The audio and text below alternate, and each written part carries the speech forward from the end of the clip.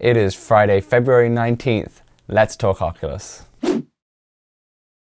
And we are back. Hope you guys had a good week. Just some housekeeping before we get on to the actual show itself. I was lucky to be on the VR Verdict podcast. Now, if you've not heard of this podcast before, it is hosted by PJ and Wookie.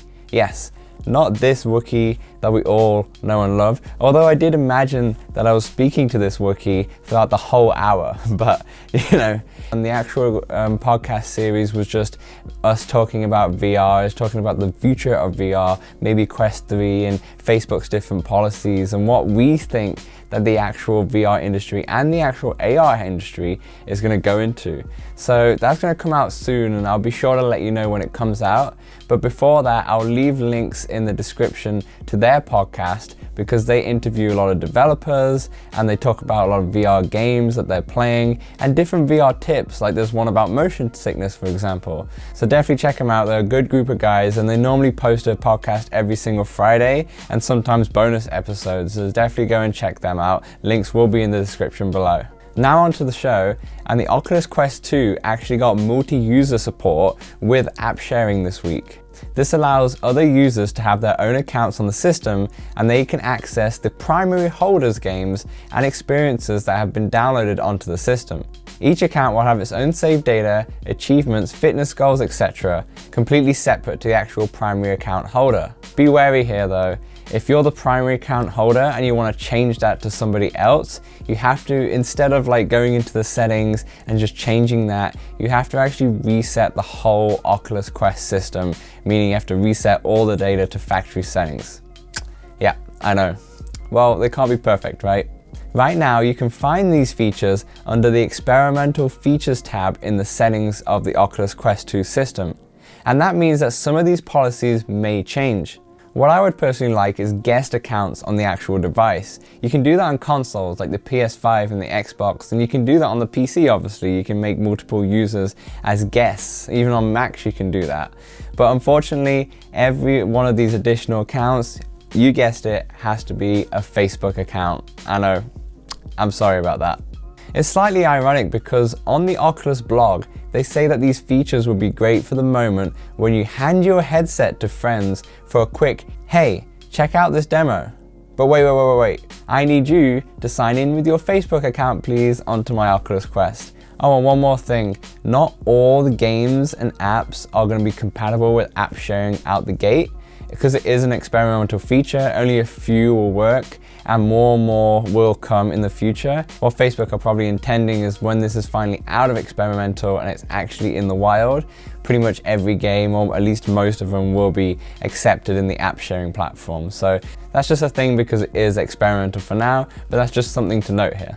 Now the next news story is an interesting one. It's made rounds over the internet for the past week, and that is that Oculus has confirmed that there was going to be 120 Hz support for the Oculus Quest at some point.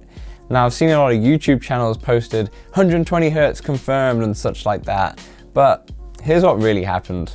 In the latest Ask Me Anything Instagram Live, the vice president of the Facebook's augmented and virtual reality department got asked, is 120 Hz coming to the Quest? Where he simply just gave a quick thumbs up. And that's it, just a quick thumbs up, and they moved on. So it's not really confirming, he just was like, yeah, sure, whatever. I'm pretty sure he's probably getting sick and tired of that question being asked. Oh, is 120 Hz coming? Are you gonna make a Quest 3 soon? Like, sometimes a quick thumbs up just continues and moves on, great, no more questions, you know? So is it confirmed? Pff, not really. It's teased at least by the slightest, it is kind of teased, but I wouldn't really be bothered if 120 Hz is coming or not. Like, we just got 90 Hz recently, like only a couple months ago that got unlocked, and now most games and apps do use 90 Hz. Not all of them, but most of them do.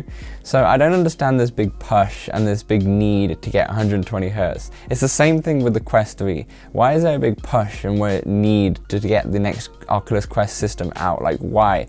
I think because hardware like creates excitement, hardware features create excitement, but the real thing is the games. And I do talk about this in the podcast that I do with VR Verdict, where the thing is, it's the games and the apps which is lacking the most for the Quest system and for VR in general. So I don't see why the push is for 120 Hz. Let's try and push for more games and complete experiences and maybe better looking visuals or better high quality streaming and such from VR concerts, VR venues on the NBA app and such like that. So why not push for that instead of 120 Hz? I don't understand. And it kind of annoys me that all these other YouTube channels and these news outlets and such, I'm putting big branding like 120 Hz confirmed, like, no, not really. And also, why do we care? Like, okay, it's gonna be a cool thing, but like, let's get some games out, you know, let's get some experiences out first. So yeah, I just want to let you know that actually happened this week as well. But is it confirmed? Not really. He probably was just like, yep, okay, let's move on, because I keep getting asked that. So anyways, on to some game news now. And The Climb, or the folks behind The Climb, started tweeting out earlier this week some teasers for potentially Climb 2 information. They didn't really state, but this is what they tweeted and it was kind of interesting. Okay, let's see here. So, stay tuned for some news soon. Okay, interesting. Another one here, it says, oh, who needs to wait till Thursday? Stay tuned for surprises. Let's go, Thursday, let's go, here we go. Prepare yourself, The Climb 2 is coming soon. Prepare yourself, The Climb 2 is coming soon. Well, So the wait continues. We still don't know any information. It's kind of weird how they were like Thursday and then nothing actually really came out on Thursday. Now, obviously, I'm recording this on Thursday night for Friday morning, so you never know. Today, on Friday, it may already release all these details of The Climb 2 or over this weekend. But hey, that's the way she goes. We're just gonna have to talk about it hopefully next week, because I'm actually really excited. I've not played The Climb 1, but it's really intrigued me and I think it will be a really good game to play. But I've just waited for The Climb 2 because I've been teasing it for so long. Ever since the Quest 2 actually got announced back in September, that's when they first teased it. So I've been itching and waiting. I was like, I don't want to play The Climb, I'm just want to jump into The Climb 2 with that new visuals and such. So I'm waiting desperately for this one, so hopefully get some information and we'll talk about it next week on next week's show. Well, to make up for that non-news, we have another game which we actually have some cool news about, and the Wizard's Dark Times is going to have a co-op mode which is going to come later on this year, and it sounds absolutely sick. Players will team up to face enemies in arena-based challenges with hordes of enemies and different character classes.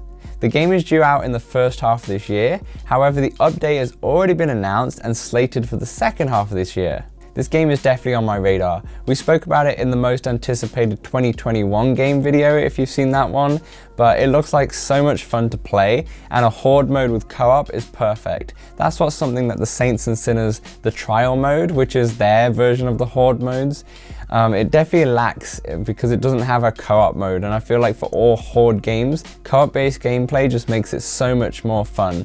So I'm really excited to play this game. Like I said, it's going to come in the later half of the year, but I guess you could just practice your wizard skills as you wait, right? Now here's another game that I'm really excited for, and it's called Cosmodread. Now this has just got its release date for March 25th. Releasing on both the Quest and the Rift system, this game was actually called Cosmophobia originally, but was renamed due to a mix-up with Phasmophobia, a very popular horror game which you've probably heard of.